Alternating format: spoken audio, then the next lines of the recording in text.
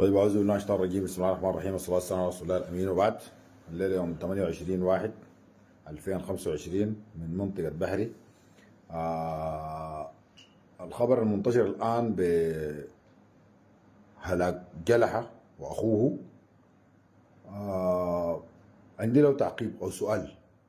أنا لاحظت في كل النعي بتاعهم بيقولوا جلحة مات متقدم الصفوف ومات في معارك اليوم.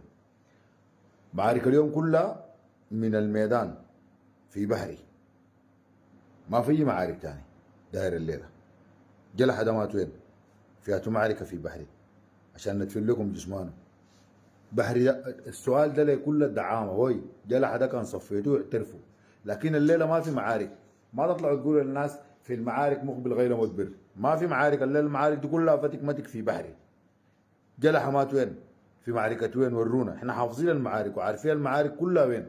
جلحة مات فيها معركه، فيها منطقه. الساعة كم؟ وين؟ فيها اشتباك.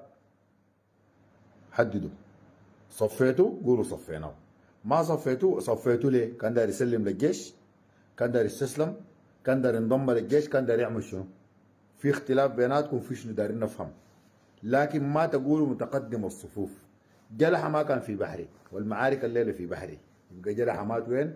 جلحة مات كيف؟ على الدعم السريع أن يجيب على هذا السؤال لأبناء عموم الجلحة ولأهله. من زمان احنا كنا حاسين بأنكم هتعملوا العملية دي، ودي نهاية كل متعاون مع الميليشيا، ودي نهاية كل زول يشارك الميليشيا، ونهاية كل زول يدعمهم إلا من مصارينهم والبيوت. أبقوا طيبين، وما النصر إلا من عند الله. السلام عليكم.